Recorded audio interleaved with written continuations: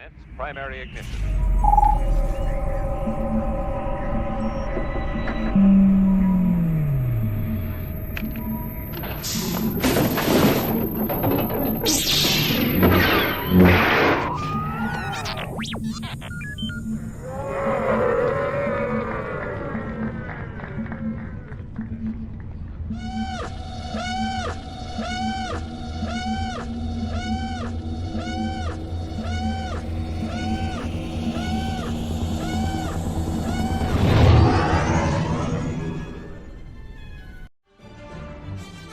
Hey, this is Obi Tahi. I play Dr. Pershing, and you are watching the Virtual Cantina Network.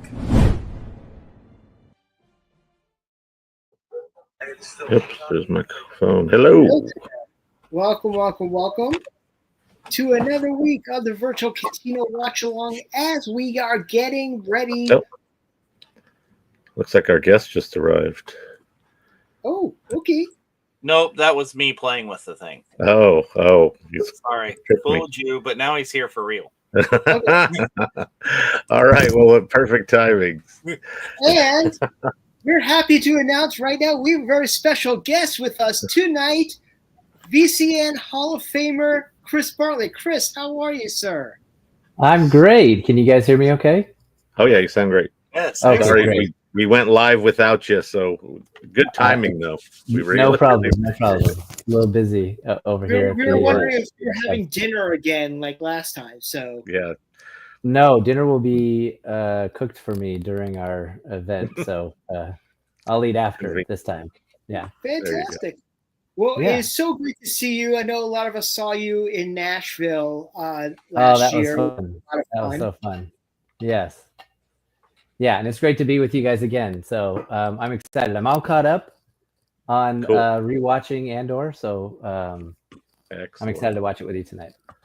Speaking Well, we're of very which, excited about that. And, if people have any questions about anything, for Chris, please put it in the chat. Dave, how would someone ask a question? You open your mouth and you move it. No, there's so many ways that you can ask the question, but the easiest way is if you just go ahead and you visit StreamYard.com/Facebook, connect your account to Facebook right there. And then you can comment either in Facebook, you can connect in on YouTube comments, any of the social media things. Cool. Hey there, Ray. And Lots of people Troy. checking in. Nice looking droid there. Yes. Let's see. So you were saying, because I want to post this too on mine where people can watch tonight. It was StreamYard. So yeah, we're No, you don't want to do the StreamYard link. We'll get us Oh. a link for you off of Facebook or YouTube. Which would you prefer? YouTube's great. I'll send it to you. Do you want me to sell it to your computer or to your phone? Sure. Phone's fine. Okay. Okay. I'll take care of that. I'll take care of that. Cool. Thank you. Yes, So yes. we're very excited, obviously, with not only with what we're doing right now, watching Andor season 1 recap as we're getting ready for season 2, but we're very excited as well to bring Chris in to watch with us as a fan outside of a property that he's actually in. So I'm really excited to hear your point of view. Coming in, you're sitting there watching like we are, which is incredible. Oh, well, that's what one of the things I love about you, the things that I have worked on Mandalorian and Obi-Wan Kenobi and Ahsoka, those shows, you really only see what you're filming. You don't really get to experience much of the rest of the story if you're not in those parts. So I love that because I can come home and watch it as a fan and enjoy it without having it all, knowing all the how the sausage is made. So with Andor, I loved being able to see the whole show, the whole season on as a fan and not knowing anything. Yeah, not having that little element that you're involved in all of a sudden coming up and you're like, Right. I already know what's going to happen. Yes, yeah. I did notice that in the entire season there was only, besides besides the little red droid, B2 Yeah, emo. B2 emo. That's right. And it was B something. B2 emo. Besides him, there are 2 droids that I saw throughout the whole season. So there wasn't much droids at all. And I don't know if they're in episode 4, but they're in that in one of the episodes. Anyway, it's fun to see them. But the rest of the time, it was all human and alien stories, and not a lot of alien. Aliens are mostly the that's right. background characters. Yeah, so they're not like, there's a couple that take forefront, but most of them are sort of just off in the background. I'm sure that is cheaper to have just a mask as opposed to somebody having to manipulate a bunch of servos in a face or something for a close-up shot. Sure. So yeah. So what do you think about the fact that I know this was controversial, especially with Andor, but this was very much a slow burn show. This was definitely like, I'd say, masterclass in storytelling and character study. What was your thoughts on slow burn that Andor had? For me, it was more of an adult show. And what I loved is it felt like the suspense of building up the danger of subverting the government felt really real. Like the danger for, oh gosh. No, for Mon Mothma. The danger for her in subverting the government in all of her activities seemed really real. Like the danger and stuff that she was in seemed very palpable. So I loved that part of it. Also, this is like previous to 1981. This is how the pacing of movies was. It was, Steve McQueen films and Clint Eastwood films and stuff. Those were all, a slower pace. It wasn't until 1981 where we got MTV, and all of a sudden we get like, short attention span theater forever. Video killed the radio star. Yeah, and then when TikTok and our social media reels came up, it made it even shorter. So now you'll see a bunch of things that are clipped together so fast. But I just think it's all interesting, and I liked watching Andor for that payoff, those payoffs of that big event at the end. But gosh, some of the individual moments were so impactful, like when Cassian kills the two officers, or when they're going through the city and trying to find him. Each of those felt so impactful, I think, because of because we were kind of waiting for it, they let it sort of ruminate, like you sit on things for a long time, and you get more of tense tension builds at that point, and things like get a little bit more sort of serious.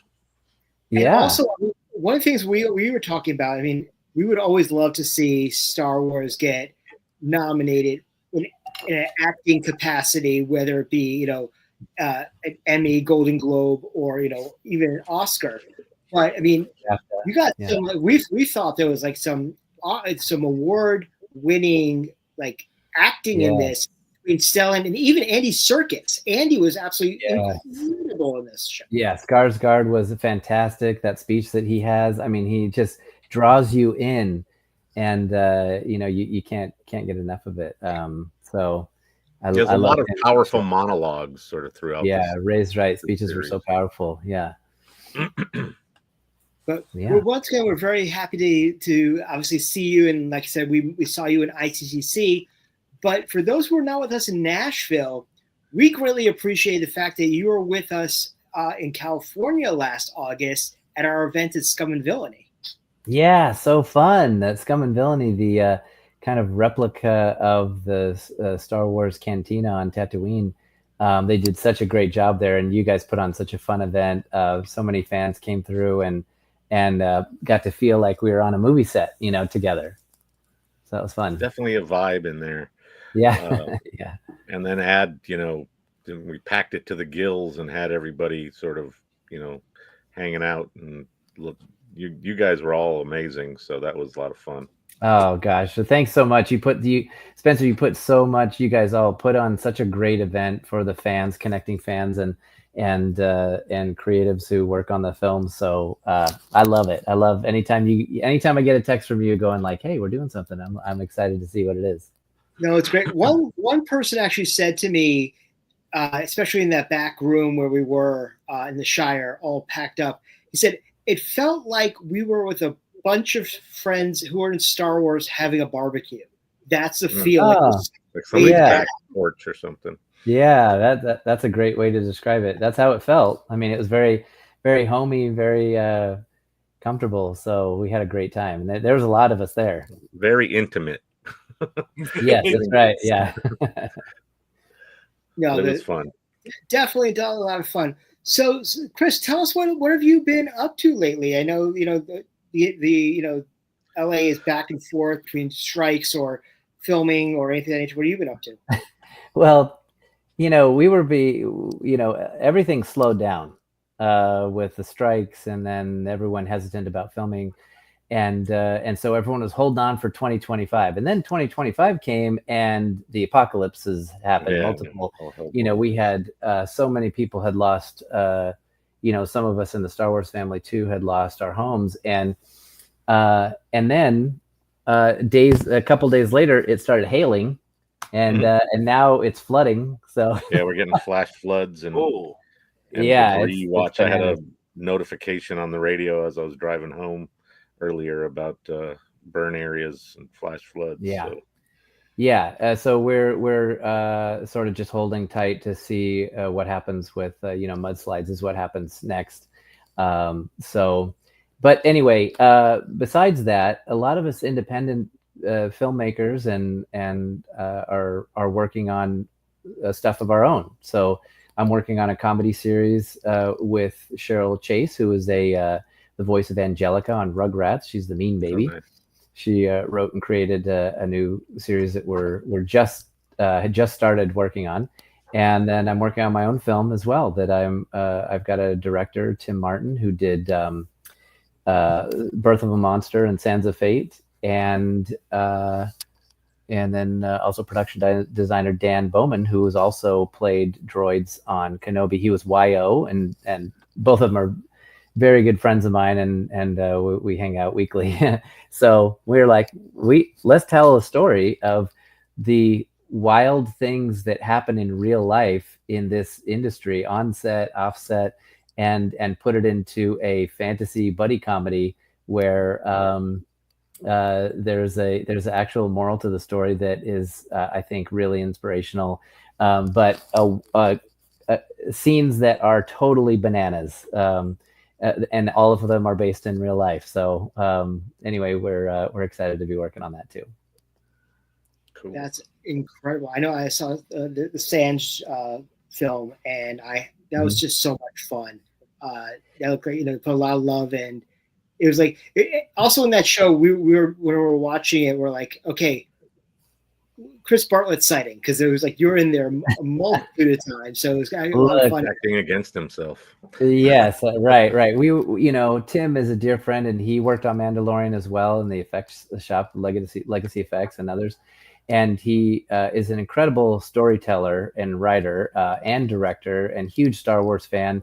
The story is so important in all of these. It's not just costumes and environments or sets. It's the story has to be compelling or interesting, for me to be interested as a audience member. And I love that about Tim. Tim will take a corner of the Star Wars universe and then put a magnifying glass on it and then put a twist on it. And that's how you get Sands of Fate or Birth of a Monster, just really fun stories. But this one is not Star Wars related. This one is like I said, a fantasy. Hey, Lewis, thank you. I'm glad you like the RA7. This one is there's a fantasy thread to it. It's kind of like Swingers meets Scott Pilgrim. Oh wow! So yeah, that is diverse. It's like I said, it's based on actual events in each of our lives working in this town. So Each of us. It's a story of three creatives who get rejected by Hollywood and have to find the secret of success before they're evicted out of their homes. So there's a thing about our imagination that we often, when you walk into any situation, you imagine it in your mind going a certain way. Some of us imagine these things to be way more cinematic or way more dramatic or terrible and terrifying, and then they end up being okay or not as dramatic as we thought. So that's part of the thread that runs through it, and I'm really excited to be working on it. Also, motorcycles. There will be motorcycles, because that's how a bunch of us met, is riding motorcycles together. So I've seen some photos of some bikes you have, and they're all very impressive. Oh, thanks. Well, they get better gas mileage than cars here in LA, so that's important. For sure. Yeah. What would you say is your favorite kind of bike? Oh gosh. Well, my favorite kind of bike is 50s Harley Davidson, and my what I have is a 1996 Harley Davidson Heritage Softail. You can see it on Instagram at Bartlett Motorcycles. But it's been custom built to look like a late 40s, early 50s, tribute to those bikes. And so it's I call it the Red Baron Harley. Hashtag Red Baron Harley. But anyway, I love this bike. It sounds Very amazing. good, Troy. That's exactly it. Pick your favorite child. Yes, yeah, exactly. Because I do have another bike. It was the first Bartlett motorcycle ever made, and so that one's also can be seen there. But anyway, I love restoring old bikes and cars too. I build droids. They're nuts and bolts, and so are cars and motorcycles. So I have a real love for old machines. Very nice. Yeah. Very cool. Very cool. What about you guys? Do you guys have any? Are you car guys? I have a car. I have a daily car. driver. Either of you ride motorcycles? I do not. Oh, No, I'm not very good on two wheels. So you're not very good on four wheels. I've ridden with you. I was waiting for that. Yeah. Yeah. Well, Dave's got horses. I mean, yes, I tend to ride horses. We have horses as opposed to motorcycles, but I have a number of old pickup trucks that I just kind of wrench on and work on. So I have, a 92 and a 97. The 97 was like my first real one that I owned. Yeah. So it is currently in a state of being torn down that will eventually maybe be restored. All right. It's so weird to think of a 90s vehicle as old or needing to be restored, because when I think of old, I think of like 50s or 60s. But I mean, that is true. That was like almost 30 years ago. 30 years ago. Yeah. That practically I can do at this point is I do have a 56 as well. 56 3 on the tree. F100? Yeah, but that's like a way beyond my skill set at this point. So yeah, where are you based, Dave? North Carolina. Where in North Carolina? Hillsboro. It's a little town in the middle of the state near Durham and Chapel Hill. I used to live in Wake Forest, north of Raleigh. Well, see, there you go. Totally. So I'll be right out, and we'll work on your 56. Come on, do it, man. Because I would love to like resto mod it. Is like make it look that way, but I don't know that I want to have to drive 3 on the tree for the rest of my life. Yeah, I understand that. It is theft proof though. Yes, Sherry has a Firebird. Leave that unlocked. Here's the keys are in the ignition. You go right ahead. Go ahead. Yeah. Yes. Liberty is restoring a 99 Ford 350. Dually. 350 dually. Wow. Mm-hmm. Yes. All right.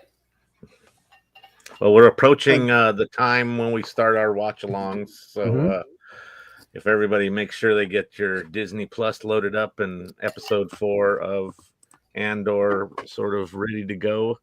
This episode's called Eldani. And, so we have a question here from Hyperspace Heroes podcast. How's the Falcon van coming? The Falcon van, yes. Thank you, Hyperspace Heroes. It's great. The interior's all been redone, so that's all. You can find that at the Falcon van on Instagram. And how many Instagrams do you have? I have 3. Yeah. Okay. I didn't think anybody would be interested in like old cars and motorcycles on my main page. So right. Okay. As much as I hey Katie. Hey Katie. Hi, Katie. I didn't think that people would be interested. So with as much as I was posting about them, so I don't know, but people are saying that they would like to see some of that stuff. So maybe I'll cross pollinate. But anyway. Thank you for asking. It's going great. It's a daily driver. Right now I've got I got to adjust something in the fuel line, but besides that, it's all natural on the outside, original paint and patina, and on the inside, it's all new, flooring and headliner and upholstery. And that's, I'm going to drop a name here.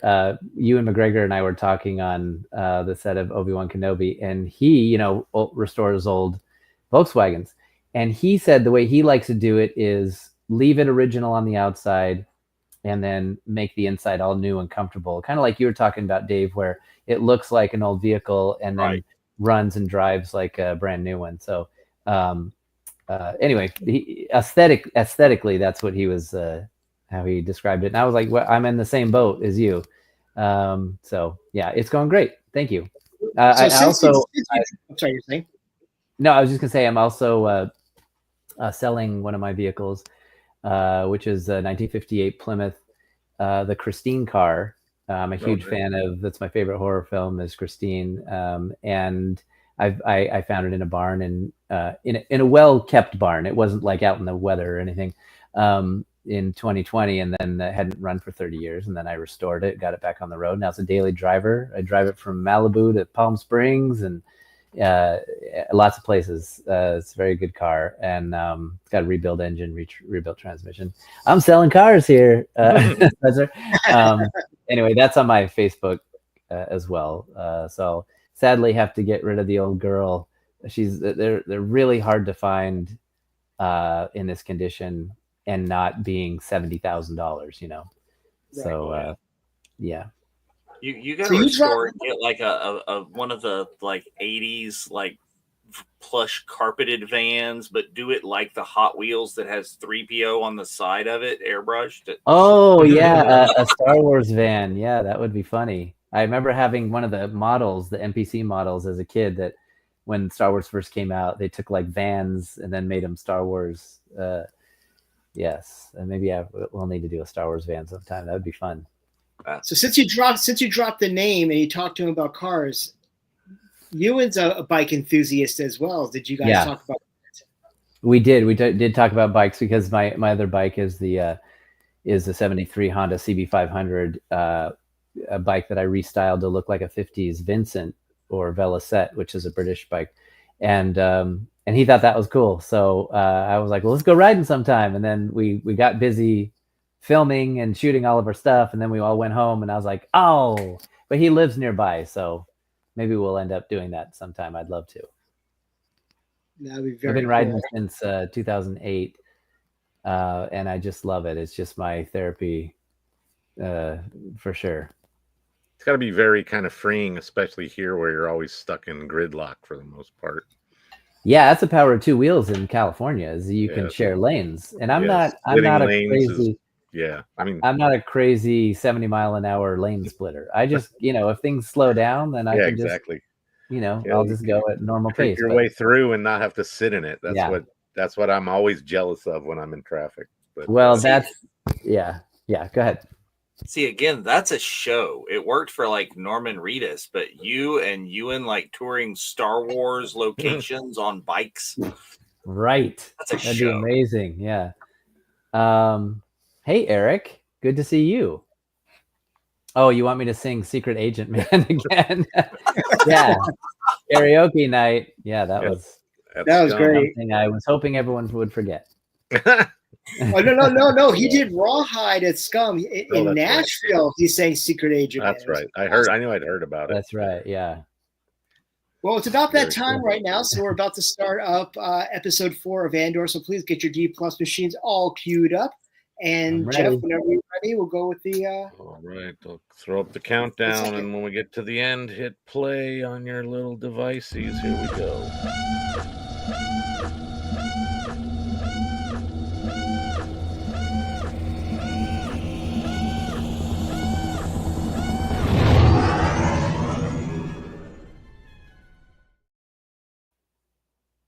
And don't skip any intros or previously ons or recaps. We're going to watch it all. Whoops, let me turn my volume down. Actually, I'm going to put on my headphones and switch audio so I can listen to it. Oh, wait, do you guys have ads? Oh, no. We can pause if you'd like. Oh, I got ads. Yeah, sometimes I always forget that sometimes you get an ad and sometimes you don't. Well, we're still in the previously on, so we can let you know when we get to... So during the whole show, you're not going to have ads? I do not think so. If we don't get one at the beginning, I usually do not get one. The same here. It varies from have a different time to time. Yeah. Okay, previously on Andor. All right. We're in the middle of it right now, so let me see. Carol just got a gun put to his head. Yeah, we'll let you know when we see the title stuff. Yeah, this is all recaps of the last few episodes. Yeah. And we're at the Lucasfilm logo now if you want to try to jump. Oh. Now the droid heads and stuff for the Star Wars intro. Right. There's Star Wars. Wars. So we got a great question from Liberty here for Chris. What was your favorite episode of Andor or your favorite arc of the series? My favorite episode was episode 3. I don't know. That was the last one I watched, but there was also I can't remember which episode it is where Mon Mothma goes to the maybe it's this one where she goes to the party. Oh yeah. I don't know what episode that is. Just because that's when I really started feeling the tension of the reality of her danger. Yeah. Yeah, her imminent danger. Yes. Well, and the thing here about like taking down, trying to subvert the government from within the government, which is just like a different kind of take on it. Yeah, taking down the government, which is you're not on the side of the government. That's a small place to be, over a monolithic, entity. And this is the episode here where we're really getting like a slice of life in Star Wars is like in the apartment. Got the breakfast nook and things that we haven't seen or even really thought of before. Right. Kind of a predecessor to the Star Wars suburbs that we got to see in Skeleton Crew. Oh yeah, I love Skeleton Crew, by the way. That was just such a trip. I know Dave just went down to MegaCon and met up with the kids and Jude Law and Bryce Dallas Howard. MegaCon? Yes. Yeah. MegaCon Orlando. Yeah. Bryce is such a sweetheart. Oh yeah. That was a great autograph signing, great to meet her, and time with all the kids were fun. The panel was amazing with all the kids and Jude and Bryce as they were. Oh, I bet. Would have loved to see that. Bryce is the real deal. She's just like that in person, in working on set. She is like being wrapped up in a blanket full of joy. She is having a great time. She's laughing. She's just having so much fun, and it makes work really fun. And and she's just trying stuff. We're shooting stuff all different ways just to try to see, to give ourselves choices of what we want to, see what we want to do with it. She directed us on the episode Mandalorian episode 3, the droid cantina. And she was just having the most fun, and we were with her, gosh, it was great. I'll have to send you the link, but they filmed her panel with her father and her uncle.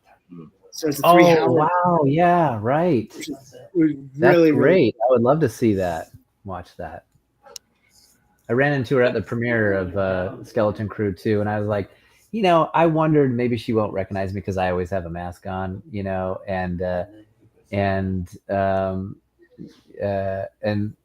my friend Katie was with me, and she goes, she was like, oh, she'll just go say hi. And so I went and said hi, and I said, hey, Bryce, and she goes, Chris, it's so good to see you out of costume, Nice. like, wow, what a sweetheart. Yeah.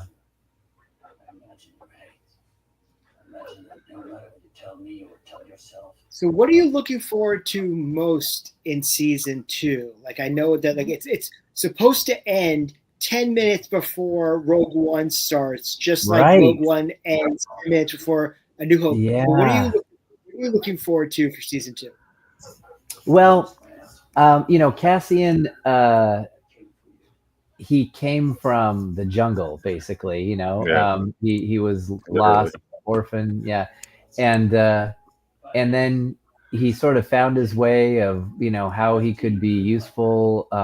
Even in the beginning of Andor here, by the 3rd episode, he didn't have any purpose or feel any purpose. I mean, as in my perception, even in the scenes we're watching right now, he's, Skarsgård is trying to, or sorry, what's his character's name?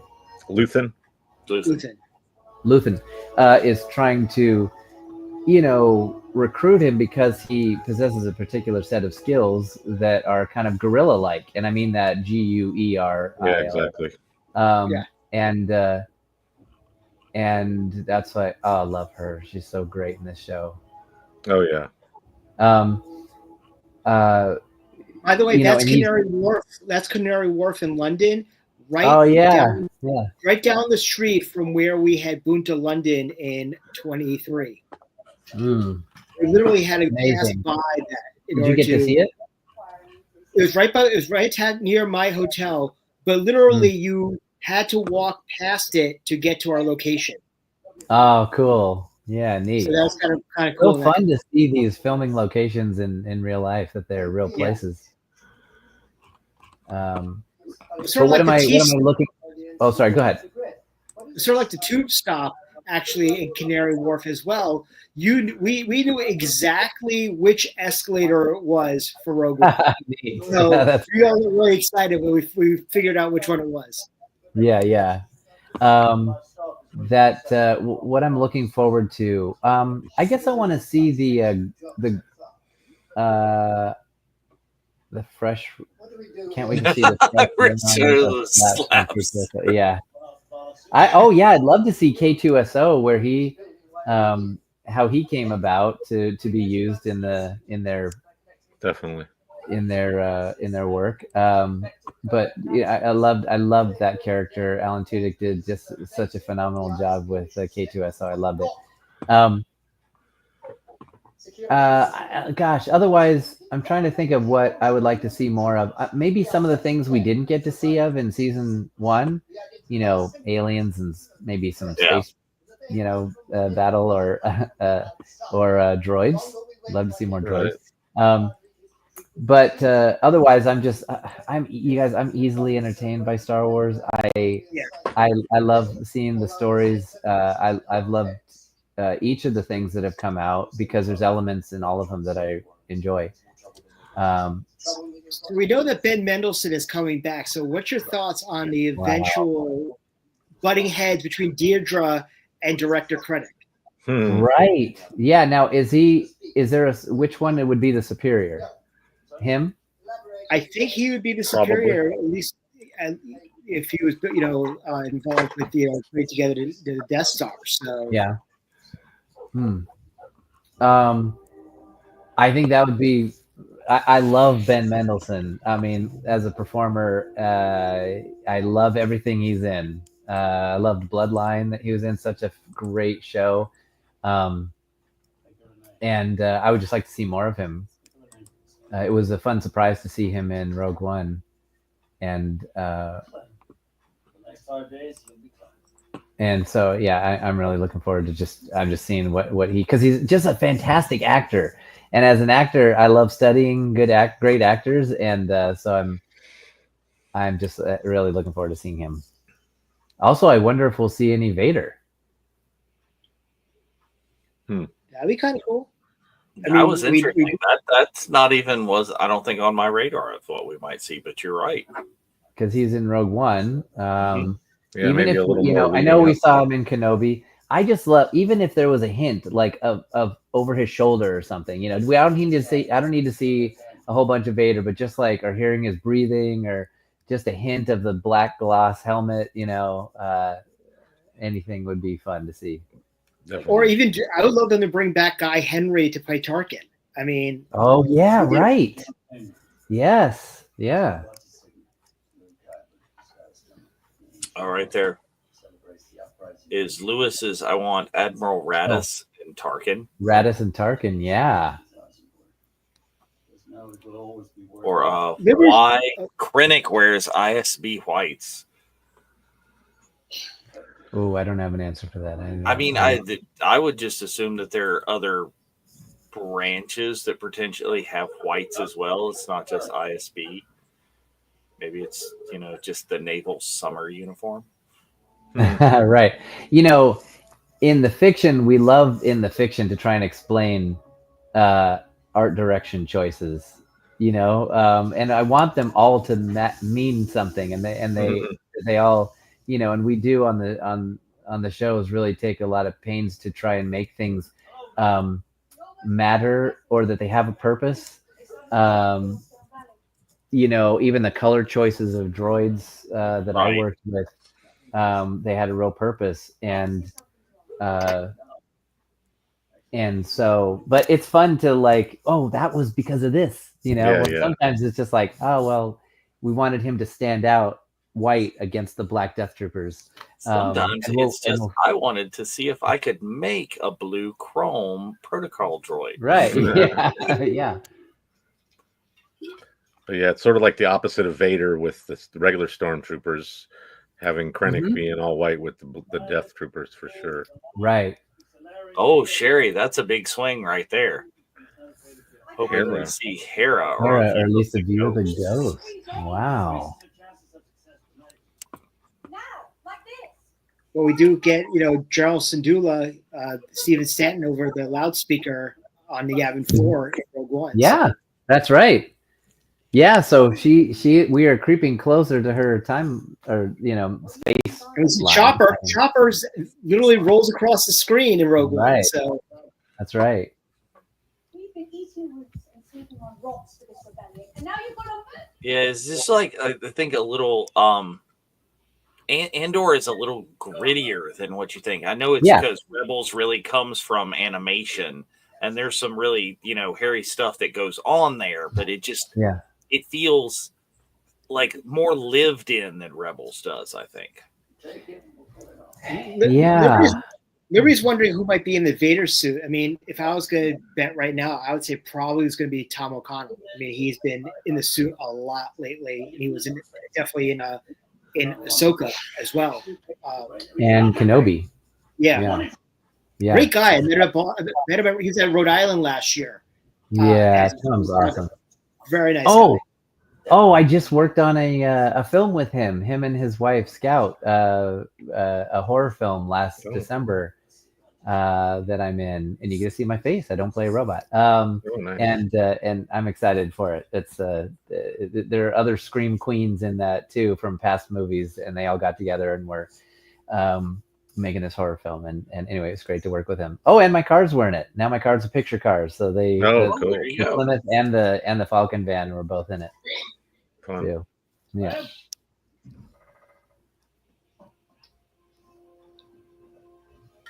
Now we know Skarsgård is one way away from the Disney trifecta. Has he done anything like for Disney proper? Do we know of? Oh, I don't know. Ooh, I got an ad just so you know. So I'm gonna fast forward a little bit after I get past it. Well, Liberty says she misses the creepy goat. Oh, Liberty. I miss the creepy goat. She's talking about a show called Shining Vale where I played the villain of season 2. His name was the creepy goat, but he was really Satan. That was what was explained to me. So I was like, all right, I'm going from Disney to the devil. All right, darkness, Lord of Darkness. But he was so much fun to play because I was playing with Courtney Cox and Greg Kinnear and Mira Sorvino, who we run into each other at Comic-Cons now all the time, and I say I got the best compliment of my career was from Mira Sorvino, after I got done filming my big climactic scene, she goes, "Wow, Chris, that was really freaking creepy." She said another word, and that was what I was going for. Creepy. I wanted it to feel unsettling, and mission accomplished. I'm glad, Liberty, you liked it. And Mia's been in the news lately because they did announce that they're working on a sequel to Romeo and Michelle. So right, that's right. My gosh. And she looks incredible. I mean, she's great on Shining Vale. Yes.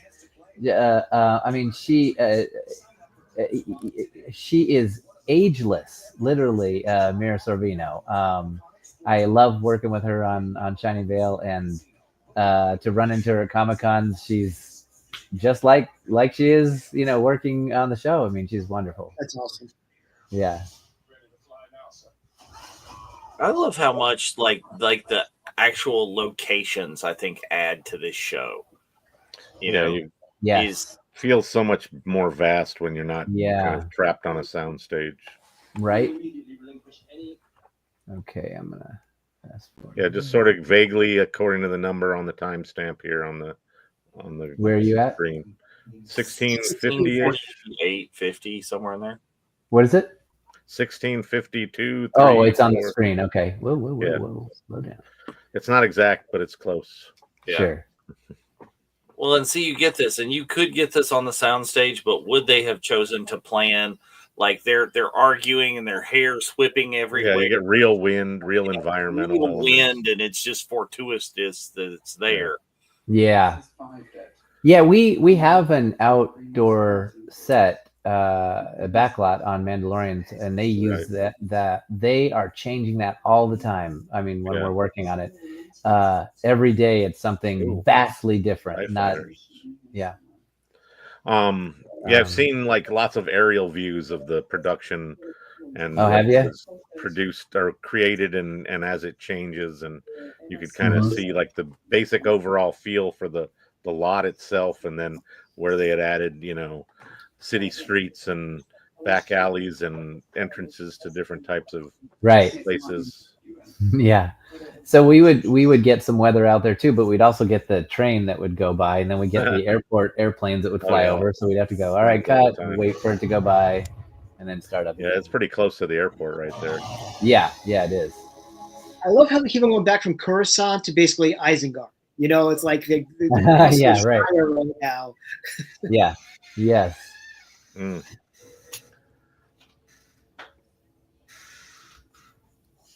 Let's see. And the level of what is truly evil, smarmy bureaucracy.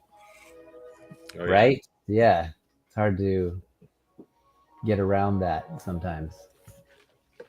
Let's see. We are timestamp at we're about 20 minutes left.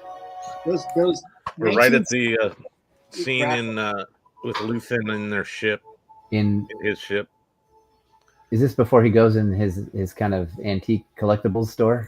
Yeah, this is the one where he's putting on the character, where he's like. Oh, that's right. Look at him. Yeah. Yep. So he's getting prepared to do his little. Yeah. His stage thing. Yeah. And we see Star Wars coat hangers. Oh yeah. Right. Look at that. Yeah. Oh, look at this Got a scenery. lot of bling. And that I love hair. the gesturing with the hand that he's just, you see the long Yeah. shot away, and he's just, no, I'm getting into character by making the movements that this new character the whole does. body language changes. You know, that is something that with costumes, and I don't know, I really relate to them so much, is once you see the concept art of your character and then you get to put on the costume, it informs so much of how, you know, you stand in the mirror and you're like, how would this character move, and what, you know, you're trying things, and so what he's doing is a very real a common actor exercise Preparation. And, yeah. I don't know. Do you, any of you guys cosplay? Dave, Yes. I know you do faux Dave Filoni. Right? Yeah. Yes, amongst other things. That's one of the ridiculously easy ones. Right, you know, you put on a costume and you look in the mirror, or you see a video of you moving in it, not just standing posing. You know, that really, like, it builds the energy of the character. Oh, there you go. Yeah. Oh, yeah. I've got photos with you in this, so you've seen me in this before. Yeah, that's right. Yeah, and you look great in it. But feeling the energy of your character is more than just gesturing or posing. It's like the air about you, and the costume really informs that, and so it's nice. Well, you can really do it, and like you do when you're putting a complete mask on, you know. Yeah. Filoni, I'm not trying to embody Dave. I'm not trying to even do mannerisms or an impression, because I think that would be offensive. But, you know, it's still well, you can do your version of Dave, you know, like you, Dave, if you were in the situation, this is an acting principle, you know, you, Dave, if you were in a certain situation that Dave Filoni is in, how would you, Dave, you know, act or stand or move, you know? Doing an impression is it's easier to follow the other person's mannerisms and just mimic that. But, you know, you think about what you would do in a situation. That's really, you know, the key to good acting is you're not trying to, there is no character. It's just lines on a page. Right. You know, it might be a picture, a drawing of a character, but there's no character. It's you. You are enough as the actor. And so, so you do what you would do in the situation that's on the page. And that's what makes it feel more real. That's what they call, you know, telling the truth. Hey, look, it's the it's Thing from Fantastic Four. Oh, look at the UI with that binoculars. I love that. Yeah, they do some really cool stuff with that. Well, I like the fact that they even take the detail to make the lenses rotate on there, so you can see. Right. That's an extra step. That's new. Yeah. That definitely helps sell it. It's funny, and the then blaster where spear. everyone complained is, look, they're carrying AK-47s. Yeah, that is a little. I felt that was a little sort of lazy. I mean, you'd think maybe they would add Greeblies to it, you know, like you see, so it doesn't look like it's pull the cartridge. Yeah. You know, change it up, add some kind of wide, scope, you know, muzzle or big scope on it, or flash something hider, that just sort of changes it a little bit. Yeah, just too much like straight up real world. I'm glad we're keeping. I don't know that it bothered me just because this group is so outside and on the fringe. Is they're going to have scavengers weaponry, and it's not going to be the most high tech this or that. Sure. Even if it was a legitimate firearm, really, if it was like a slug thrower or something, that would not be surprised as opposed to it being a blaster. Right, an energy weapon. Yeah, just something they could get their hands on. Yeah. When you're talking about the cosplay, one thing that I really like is, you know, I started everything I've done for the most part has a helmet. Although I've done updates and, you know, I have my out of, you know, real face and viewable at times. But the fact that, you know, when you put that helmet on and you sort of embody the character, it makes you feel a little different with knowing that nobody can see what you look like. And then, but your Mandalorian's a real jerk. only when people don't recognize him. So story is when I showed up at Rhode Island, San Diego. I went in the Lucasfilm booth. I went right to Lucasfilm booth to start looking at the Andor props and everything because it was all Acolyte. And two Mandalorians were blocking there, and they would not move. I'm like, guys, I'm just trying to look. They're like, well, we just got here. Well, I just got here. Well, fine, I'm going to leave. I didn't recognize it was Jeff. So he was. I was just like, we just got here. Like I see him, and he doesn't realize that he's talking to who he was talking to. It was pretty funny. And then I had my buddy go and give him a hard time right after that, and like he got really weird about it. And then we pulled off our helmets, and he was like, "Oh, okay." That's great. I love that you were in character. Yeah. Yes, well, it's really fun. One of my favorite things is I teach school, and we do like little plays to promote reading or this or that or the other, like promotional things. Mm-hmm. And anytime I can get a costume to where the children don't recognize me, if I've got a helmet on, or I've got one where I think it's a grandpappy from Frozen, where it's a troll, and I'm like, the shoes are on my knees, so they don't see my height and they have no idea who I am. Mm-hmm. And it just allows me free reign to do whatever. Yeah. Well, and it's easier when you don't see someone's face. It's easier to feel or convey the energy of a character, especially if you're faceless. You know, if you're a stormtrooper face or a droid face or, something else, it's easier to convey, I think, the energy of the character. And then the rest of your energy goes into the physical motion. Language, yeah, right. And maybe you've got a microphone and an amplifier, and just having some chatter as a stormtrooper or as a that adds so much to hear a voice that comes out of the costume. I really felt one for thing Cyril. that I find, I really felt for Cyril having moved back in with mom. It's the funny fact that they just made the overbearing Jewish mother canon in Star Wars is kind of right. fun. No offense, I appreciate it. No. It's she does the guilt. It happens. I completely understand. and not just Jewish mothers. All mothers do that whole guilt trip thing. So, but one thing, the fact that when I put a helmet on in my cosplay, I can have a giant grin on my face and still embody the character that I'm. Oh yeah. I can be having the best time behind that helmet or that mask, and not convey a goofy look. I convey a, imposing look or whatever. Right. When we're playing characters, we still do some of the, faces that we would do if we were that character.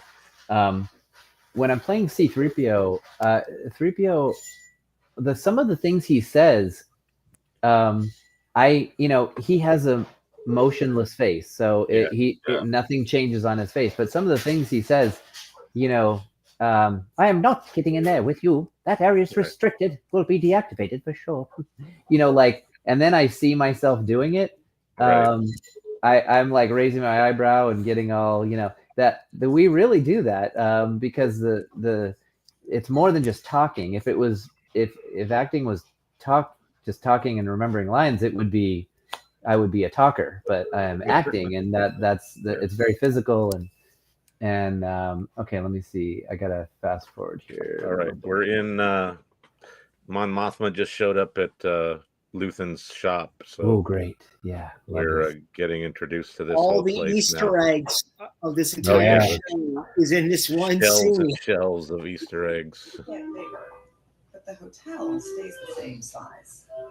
Get an Airbnb. And give it up for Genevieve O'Reilly. She embodied Mon Mothma. She did a great job. Not her original character, and she from taking the character over in a very minor capacity to taking on this whole big kind of character play. She does a beautiful job.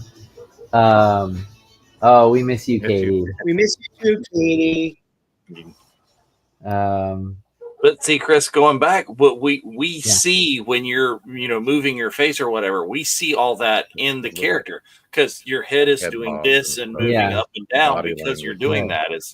There is kind of a Chris Bartlett kind of style to a lot of the droids that we see. So really? Sometimes it's actually noticeable, not really noticeable, but subtle to say, okay, there's Chris in that character, even though there's maybe multiple droids in the scene or something like that. Interesting. Oh, okay. Because I do try to make them all feel, grounded in droid as a droid, but then I try to make them all feel differently because they are all different. If it's a bounty hunter versus a teacher versus Zero, versus any of the protocol droids is a totally different kind of vibe and movement in general. So but the protocol droids, I tend to get a feel for when you're in a protocol droid for sure. Oh, okay. I think the protocol droids move a lot more like you just moved your head when you were talking in your C-3PO voice. It's a little bit more like this. But Zero is a little bit slower and more methodical and more menacing. Well, sure. Calculating. Yeah, Zero is a cold killing machine, and he's also the best, the fastest, reacting guy in the room, and he's a great pilot. If I don't say so myself, but I had him, again, the costume really informed how I wanted to make him move because he looks like a praying mantis. I think I've talked about this before, and he's dressed like a commando kind of. Yeah, he dressed like a commando, right? But I wanted him to feel very insect-like, and so I studied. My Disney Plus is thinking right now. It tends to do that. All right, we're still in the shop with Luthen and Mon Mothma. They just came out of the back room. This is the biggest Easter eggy part. That, look you at that could go helmet. frame by frame through this shop, and you would find something new every time. The prop masters have the most fun doing that, and also the writers and the directors too. But the most fun to put stuff in that if you know what you're looking for, it's an extra bonus for you. But it doesn't. You don't lose anything if you don't notice it. You know what I mean? But it's fun. It makes the story a little deeper, richer.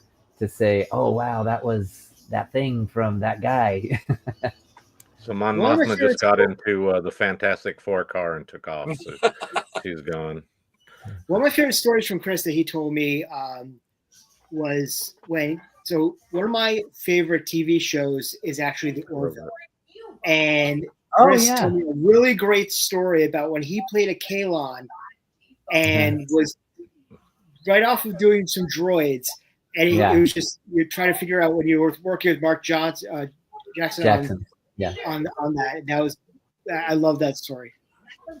Oh, you mean where he said where he was we had a group of us because we're on the Kaylon planet, and so we all look like Isaac, and so we had probably 15 of us, and I introduced myself to Mark, and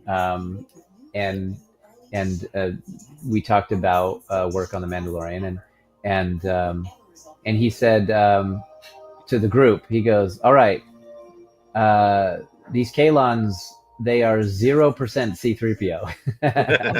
They don't move anything like C-3PO. And I was like, I'm here, and I understand that reference.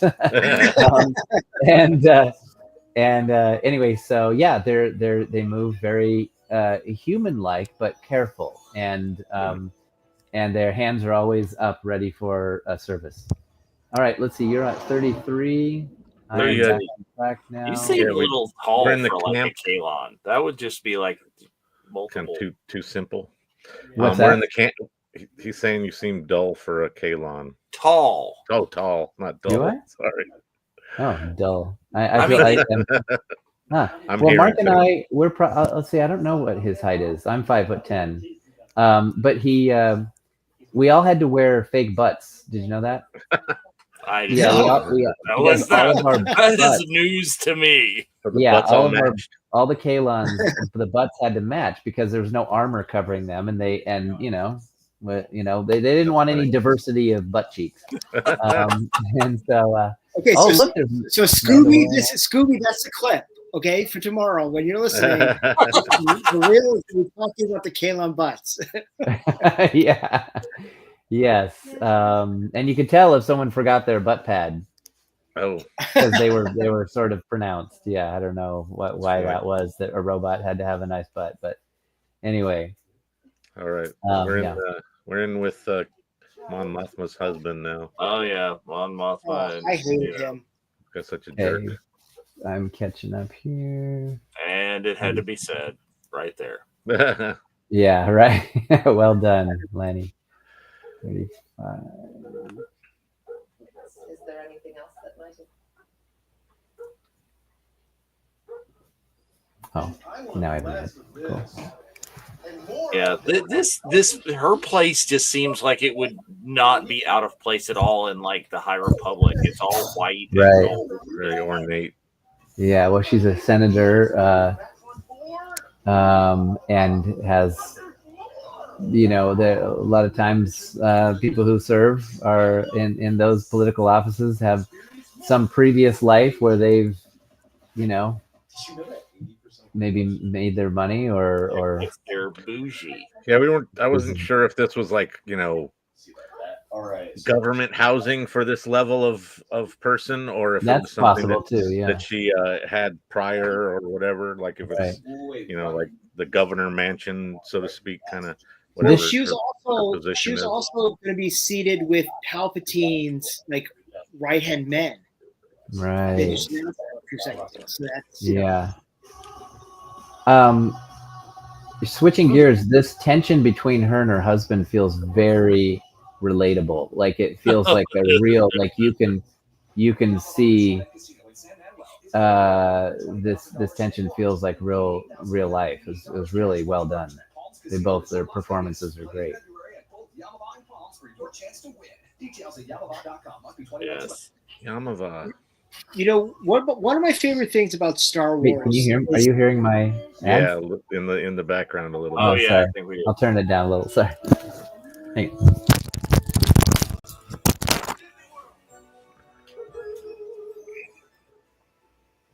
This is fun too. This is like screams to me that Doc Brown explaining how the DeLorean's going to go. Pardon that I didn't have time to build the model to scale. Yeah, that's totally a Doc Brown reference. But one of the things I love, I mean, the things I love about Star Wars is when you actually get to see, I want to say, real life inside the wars, like the stuff that we're seeing right now here, like, you know, out in the forest or the plains where they are. You know, I keep on talking about like one of my favorite scenes in Star Wars is actually Dexter's diner in Attack of the Clones. Yeah, it just seems that's something that's not like your stereotypical.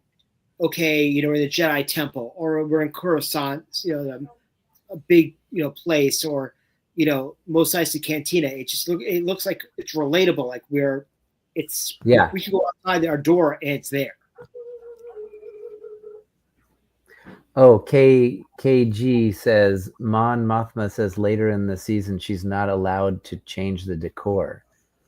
Yeah, so that must be government. Yeah. So it's got to be the government provided housing, or whatever her position is, that senator housing or whatever it is. Yeah. Good catch. Only Murders in the Building. I love that show. That's such a fantastic show. The writing on that show is absolutely brilliant.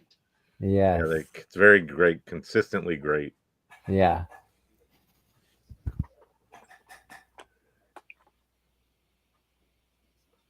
Yeah, that's fun when they dig deeper into characters like that. Mm-hmm.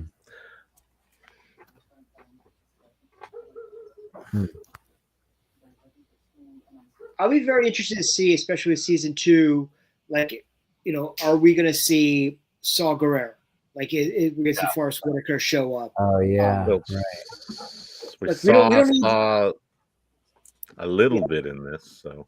Like, we don't need to see Jyn Erso, per se, but we know we're going to see Krennic. You know, Saw Gerrera would be a great character to bring back. What about Galen Erso? Galen, absolutely. Well, I mean, we know that Mads is one of the guests in Japan. So I think that you could be doing something. Be a good time to actually announce it because they'd be on press most likely right then, anyways. Right. It's like the week before the show drops. And hey, Celebration! Since you're bringing one Mickelson, can we get his brother? I'm just saying. I'd like to see Lars. Right. Yeah. Only logical.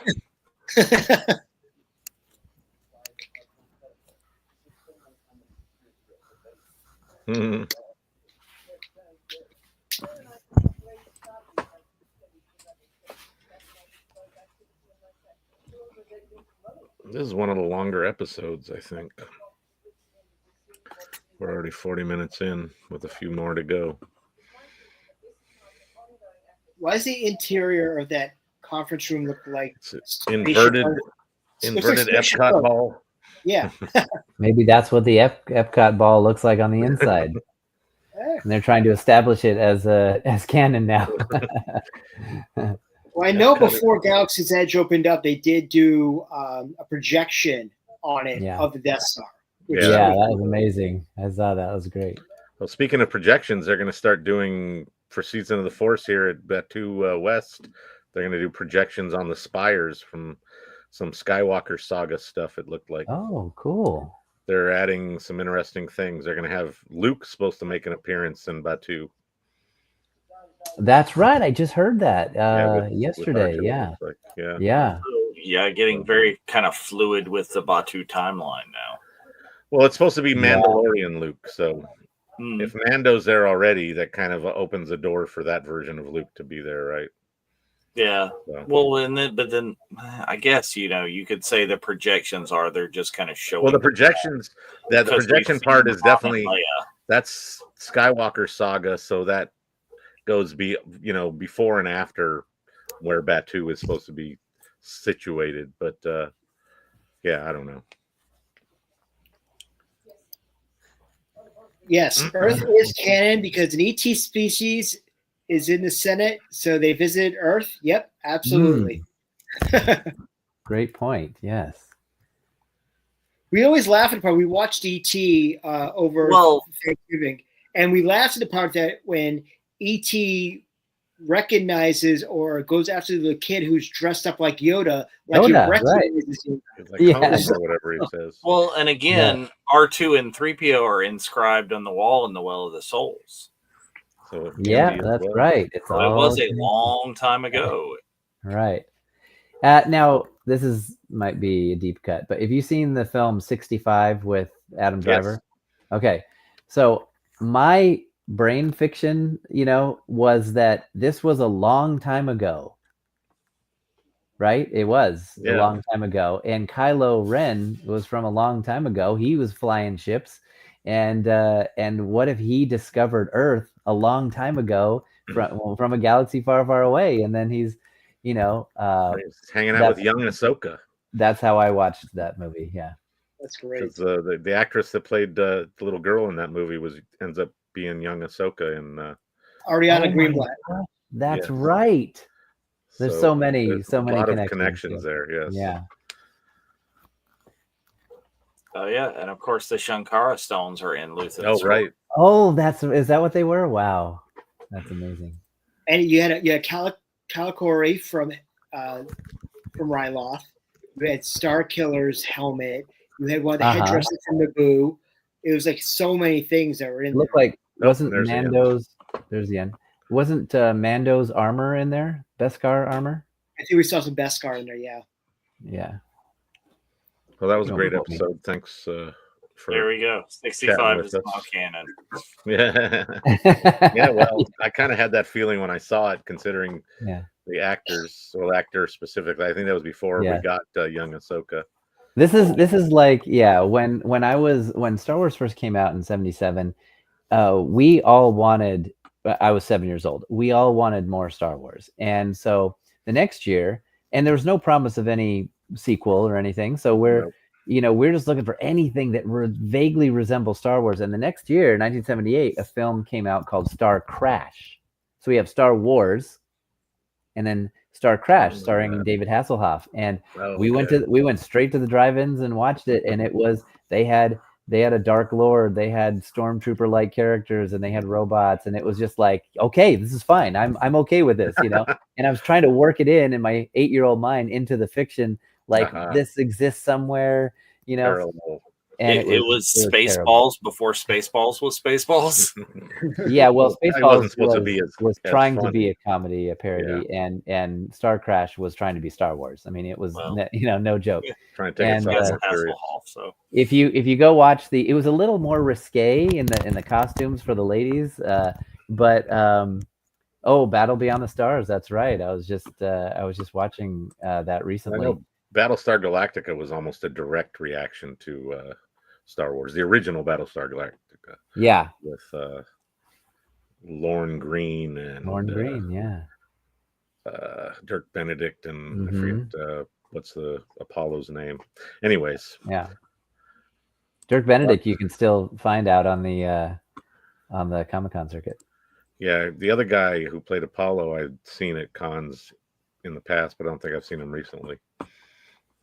Well, it's the same thing we all talk about is that everything since 77, when you have something sci-fi, you're going to find something that is relatable to Star Wars in any sort of capacity. And we were talking about this a couple of weeks ago, you know, Firefly.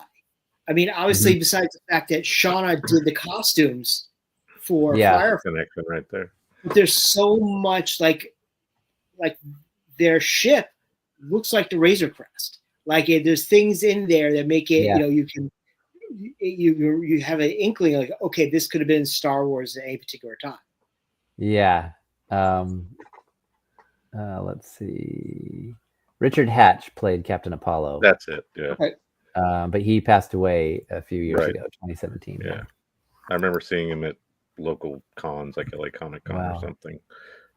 Yeah. Sherry just said that. We were looking it up at the same time. We're on the same wavelength. Yeah. I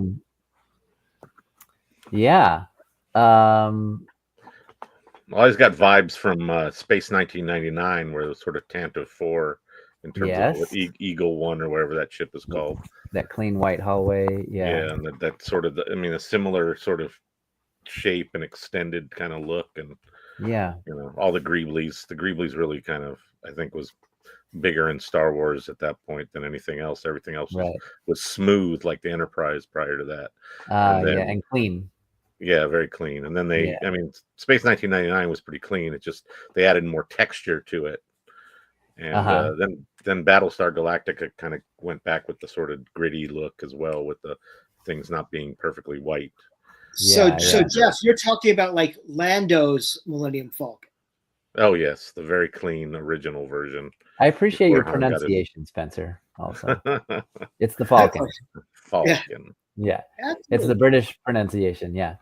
Yes. Catherine, thank you for watching tonight. I'm really happy to be here. I appreciate you. I love sharing the stories. I feel like I have a million of them, and so I appreciate you watching. So, do you have any cons coming up that a number of our members can come and see? Yes. Let me. I need to if you go on my Instagram, you know the little highlights, the story highlights. If you click on appearances, I post them all in there. So I need to do just one that just has all of them on there. But every time I announce one, I put it in there. So in case anyone wants to know where I'm going to be coming next, you can click on that and you can see all of them that are coming up. The next one I have coming up is in March. It is Planet Comic-Con in Kansas City, and I'm really looking forward to that one. And then I've got a couple others. I'll be in Miami in April. I'll be in Louisville in April. I'll be in Costa Rica in April. Oh wow! And then in May I'll be in Waco, Texas. And then in Detroit, Michigan, I'll be at Motor City Comic Con, which I'm super excited to go to that one too. That's a massive show, and it'll be fantastic. Then I'll be in Washington D.C. in May also. Maybe I'll see what I can do in DC. And then June, Lilac City Comic Con. And I'll be in Minnesota. Lots of good ones coming up. So anyway, you can go find them there in my highlights. Very cool. Very cool. Well, definitely, Randy, if any of thanks our for members have not met Chris yet, it's always a treat, and he makes everybody feel extremely special coming to the table. So we greatly do appreciate the time that you spend. Oh, Each individual, person that comes up to your table that just wants to talk Star Wars, or any of your other properties. So thank you very much for that. Yeah, that's the most fun, and plus I love when people come in costume too, and I love because I like collecting characters at the cons that I go to, and what I do is I film. I say, okay, I give just a tiny bit of direction, and say I want to see the energy of your character. Let's see, maybe you turn and you raise the blaster, or maybe you're scanning as a Mandalorian, the crowd, or maybe you're you turn around and I reveal, from behind your character up to the front and to see your face. I love to put those together in reels. So you can find those on my Instagram too. I have the best time with cosplayers. That's how I started.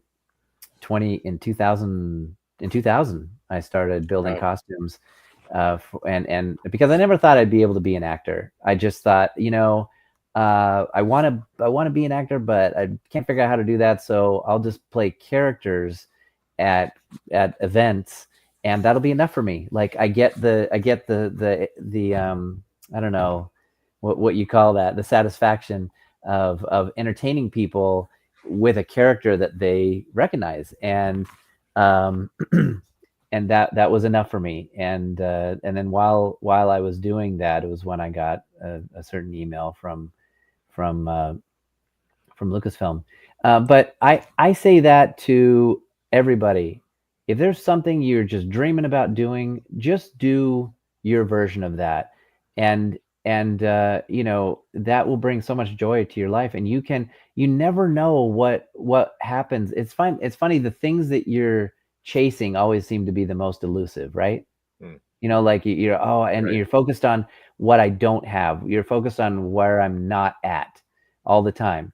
And so why don't you focus on doing as much of that as you can, like if you want to be an actor, shoot a little scene with your friend, or memorize a monologue and film yourself doing it, like do the exercises that go into, maybe you're not a world-class bodybuilder, but you can go to the gym and you can work out, and you can, in your own little circle, your own little sphere, do as much as you can toward that. And that then you'll already be doing it. I always say to anybody who's trying to do something, you are that thing. If you are trying to be an artist, by learning how to draw or learn how to paint or learn how to sculpt, if you're trying to do it, you are an artist. It's not like you don't magically one day become an artist because somebody gave you money for it. You're already that. And so that's why I say to actors or anybody who's trying to do something that they don't feel like, oh, I'm not quite there yet. You are if you're trying. So Lonnie wants to know who your first cosplay or your favorite cosplay was. Yeah, my first cosplay was a standard white stormtrooper. Nice. Because it looked, back then in 2000, it looked like it was, straight out of the movie. And now we have more accurate versions of them, but I felt like it was close enough for me. Did you? And did you join the 501st at that point, or I did? Okay. I joined the 501st in 2001, and my number is TK409. Nice. And and so, cleaner, but the cleaner stormtrooper, scrubbing the galaxy of rebel scum. That's right, cleansing the galaxy of rebel scum.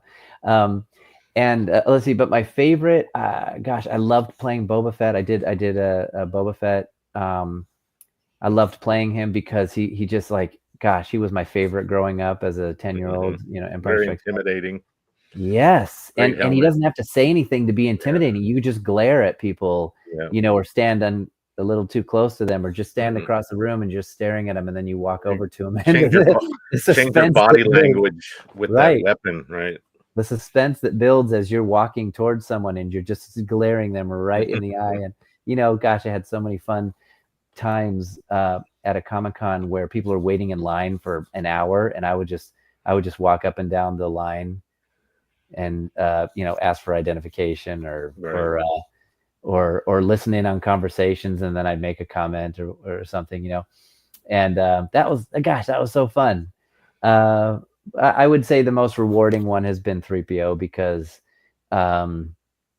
you know, that was the one I grew the most in when I first started, and I was trying to do a voice, and it was so bad. It was like falsetto. It was I wasn't even coming close, but I was trying, you know, and then eventually I got closer, you know, so that it was found to be you know, worthy to be used by Lucasfilm and in deference to Anthony Daniels. That's and cool. Yeah. So he's been the most rewarding and has really taken me all over the world. So he's really been my favorite cosplay. But my favorite character to play is Q90 in The Mandalorian, you know, because I got to fly Mando's ship, which is my 7-year-old dream come true. You know, I don't know about you guys. Maybe you had your own refrigerator cardboard box that you turned into a spaceship, you know, or some vehicle of some kind. Right. And being able to fly a ship in Star Wars, especially in the volume, which they had space, you know, stars, right. Starfield out there, and it's just, it looked so real, felt so real, more so than even what Smuggler's Run at Galaxy's Edge. Nice. I was you know, when I said jumping to hyperspace now, all the stars, you know, stretched to infinity, just like in the movies. And then I got a cool shootout in the streets of Navarro in that costume. I got to work with Grogu for the first time. I got to do my first stunt, which was getting shot. You got to try to shoot Grogu almost. Yes, he got to try to use the Force on me, and then he was surprised to find out that his dad took me out. So he was just my favorite character because he was my own. Right. Oh, you know? That's right. Cool. He was my own, and I could make him into what I felt was the best version of that, and that was really satisfying. And then to have an action figure, I mean, I just feel like every box that I ever wanted as a kid, every dream came true with that character. So that's great. Yeah. Well, you can tell how excited you are when you sign that, because so many of the little sketches of Zero that I see on the sides of boxes and Funkos, and I have one of those. Oh, you do? Good. Yeah, I got you in Bakersfield. Right, that's you right. And Leilani and some others were there, and we had a booth across the way on the opposite side for the. Yes, that's right. That's right. Yes. Let me see. I was trying to think of. And then playing One Jack in Obi-Wan Kenobi, where I got another action figure. Like, I just can't describe how. You know, that's what I grew up with. That was my whole childhood, was action figures in between Star Wars movies. Every Christmas was Star Wars, you know. So I'm just. And One Jack is the character of one of our patches for Japan that people can trade for. Oh yeah, that's right. He's a LOM class droid, and that's what's on the patch. Yeah, that's really cool. So now I got a patch too. Yeah, it says "Domo Arigato, Mr. Roboto," which is a song I'm trying to get you to sing at karaoke one time. I feel like I need a choir or something behind me to sing. I think we can do that one. We can arrange that. That's good. Yeah, a droid choir for Mr. Roboto. That'd be amazing. That'd be absolutely fantastic. No, but we love having you on our show all the time, and you guys are the stories. Best. And we appreciate everything you do for us, and you know, whatever we can do to help you, we're more than happy to. But once again, Chris, thank you so much for joining us this evening to watch Andor. Yes. Can you join us every week? Every week. I would love to if I had time. I for sure would. Let's see. Katie said the next show I do is Kansas City, so that's really when the springtime shows all really start to take off, and so yeah, I will post all those. You would think Katie knows you would think Katie knows your calendar. I mean, come on here, Katie. Yeah, she does. She knows all the things that are happening. And she's the best. Oh yeah, Lick Comic-Con in Washington DC, best name of any Comic-Con. Big Lick. Can't wait for Big Licks. See you at Big Lick. Yeah. Actually, our good friend Samantha Aileen did that show 2 years ago. She flew over for the Big Lick show and said it was absolutely. Oh, great! Good. Looking forward to it. Oh well, I'm glad you guys like Troy. I'm glad you like the after show. I really enjoy hanging out with you guys. It's again, I am easily entertained by Star Wars, and I love that you guys are doing watch-alongs. And I've watched other ones where you've had other fun people that I've worked with too, whether they're costume builders or actors. And I just love that. I love seeing the love for you guys and for the virtual cantina from the Star Wars universe. So all the guests we've had amazing guests, and they've all been very, very cool and informative and personable, and great. One show that I think that you should absolutely watch is we did a watch along of Pirates of the Caribbean: Dead Man's Chest with Hal Hickel. Wow, that's cool. That was very good. That was a good one, and we also did Star Trek First Contact with John Goodson. So he was talking about making the Enterprise and the. I know Dave's angry because he was not there. Dave wasn't here that day. Oh, Dave wasn't here. John Goodson. Yeah, John Goodson. What a sweet man, and what a talented guy. And Hal Hickel, I worked with every day on Mandalorian. Nice. We're still shaking our fists at John because there was an amazing reveal in Skeleton Crew that was very much not on our radar because it was very secret until that claw ripped off the outer hull of the Onyx Cinder, and it was this shiny new, not completely, but slightly different version of what we'd been seeing the entire season. So we didn't have any clue that was coming, and that would have probably been a great episode to have John on. We told this to him too. We love the fact that two of the biggest ships in the Disney Plus era, between the Razor Crest and the Onyx Cinder, John helped build the practical model for it, which was that's cool. Yeah. Yep. Yeah. Katie says you're so great with the fans and cosplayers. Thank you, Katie. She gets a front row seat a lot of times to see that, and she's a great camera person as well. So she she is photo or video or something for us when I was in costume. So good. Yeah. It's just so close to my heart. It's something that I feel so connected to, is seeing us in costume, seeing my friends in costume, and making new friends. And there's all different levels of builds. There's I've seen everything from cardboard and duct tape to EVA foam droids to 3D printed, or even fiberglass cast.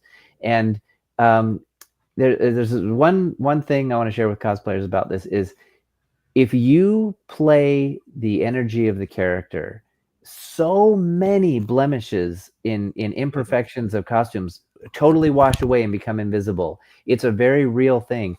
I'll even share some behind the scenes things. Is that there was a time in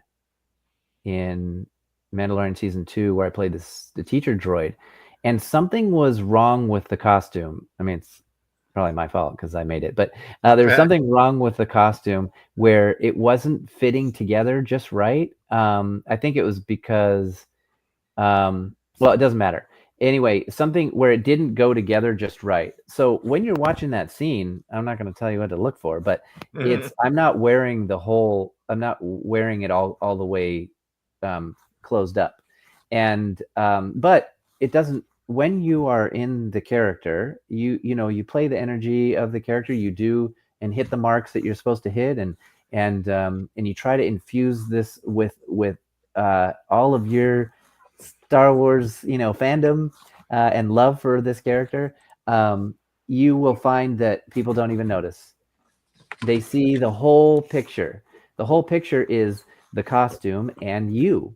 We often don't refer to costumes as the character. We call it the costume. So like the C-3PO costume, nobody ever calls it C-3PO when it's sitting in a tub. It's the costume, because it takes a person to make it the character. And so just think about that. When you're in the, yeah, you're wearing a costume, but you are really like 75% of that is what you do with that character. And so, gosh, people who are not in costume love to see real characters walking around, with authority or even chatter, talking back and forth. Gosh, that feels so cool, because it takes you out of real life, and now you're in this kind of like weird dream state. And it's like when R2 rolls over, I always talk to R2, because I'm just doing it for me. Like, I want to imagine that R2 is talking back to me. You know what I mean? And then I notice other people start to like melt into this, like, yes, R2D2 is really talking, and like, what's he gonna say? What is he saying to Chris? Like, it's just so much fun to be part of. And your work as a cosplayer, you're doing most of the work as portraying that character. So keep it up. Excellent. So Jeff, is there anything you want to close out for the night? No, just great hearing your thoughts, and watching a great episode of a great show. So we always enjoy having you on, and tonight was no different. So again, thanks. You're welcome. And I love hearing what you guys pick out and find in the show as well. All the details and even the fiction stuff that maybe went over my head. I love hearing your guys' takes on all this stuff too. So it's fun to watch it with you. And Dave, anything you want to close out with? I just had a last question for Chris. Chris, do you have any more like art projects coming up, like your Roosevelt's shirt or anything? Oh yeah, good question. I'm focusing right now on the film that I'm crafting.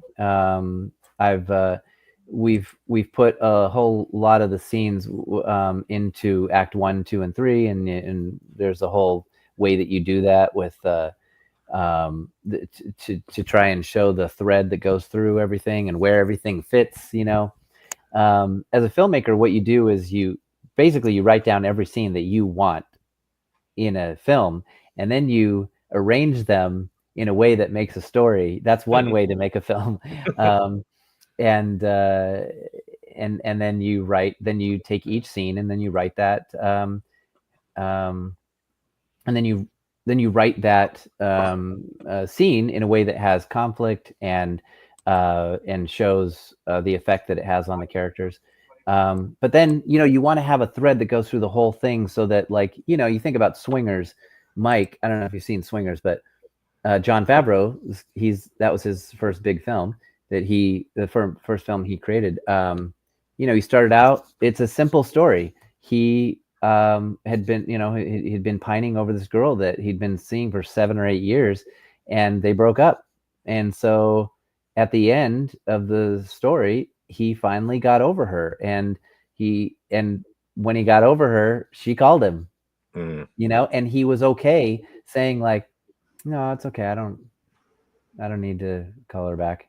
But that's such a simple, like, character story. Growth. It's a simple, but it was a huge growth for that character. So anyway, keep your story simple, and you can put anything you want in between, that serves that story.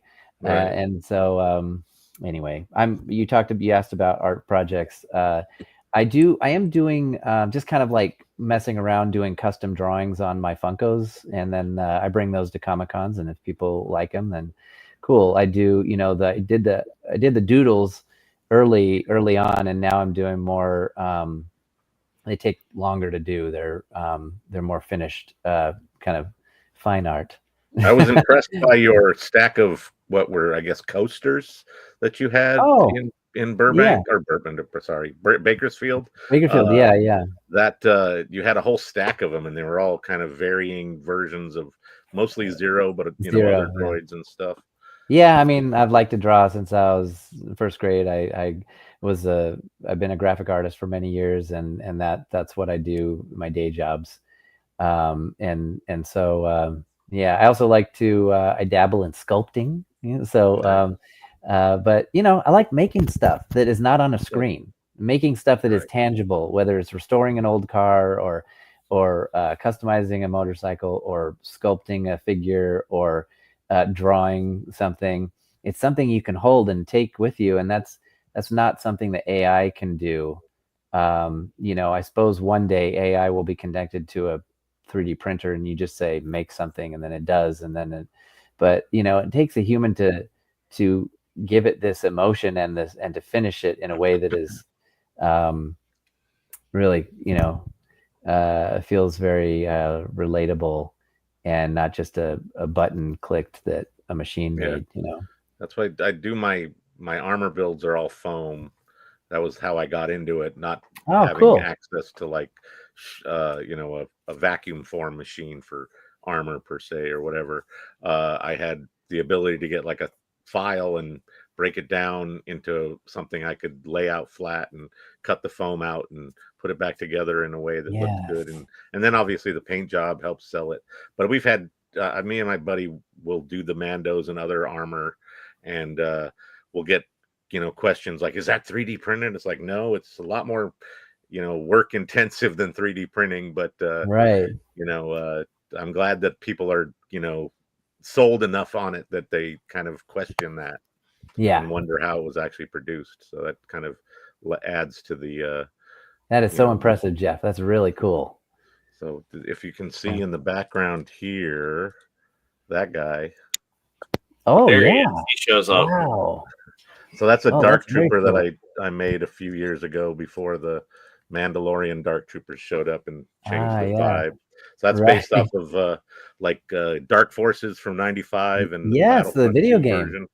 So I played that. I actually worked that the original. I have another set that my buddy wears.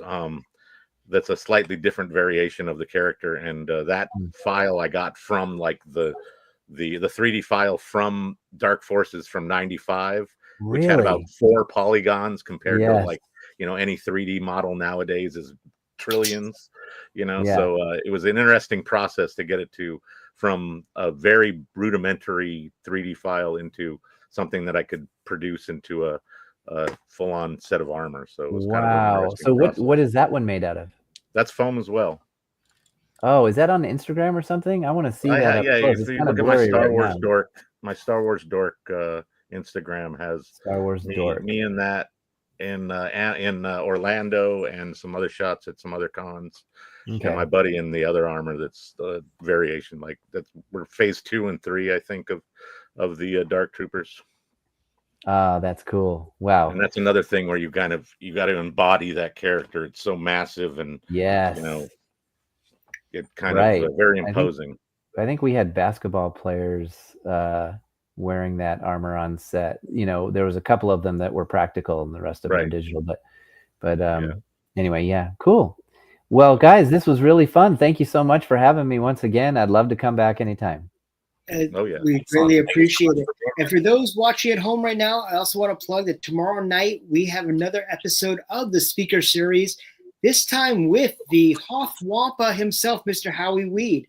Howie will be joining us tomorrow night on the show, and we're visited by Dave Filoni again. Filoni. Okay, Katie asked. That's right. Give the people what they want, Spencer. Good job, Katie. Yes. But please take a look at that. And also, don't forget that this weekend we're filming another episode with the incomparable Toby Philpott. So if you're interested in some Jabba information, definitely ask about that. That's going to be a great interview as well.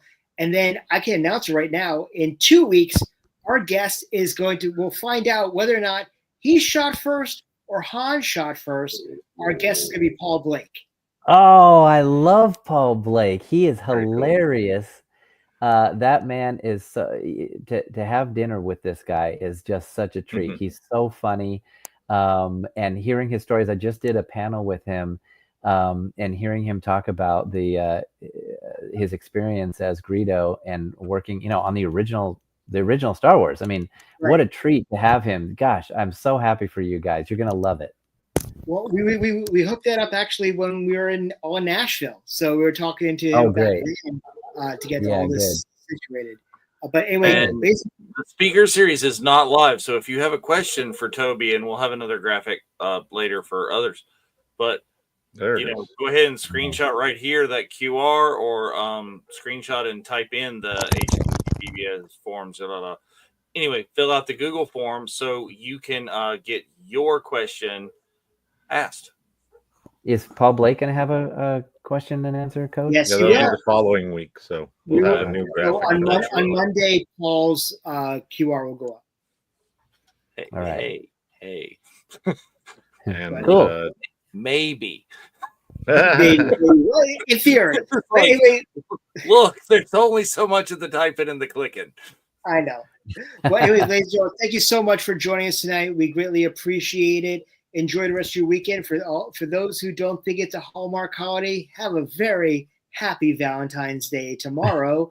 And if you haven't watched it yet, watch the last 5 episodes of Cobra Kai.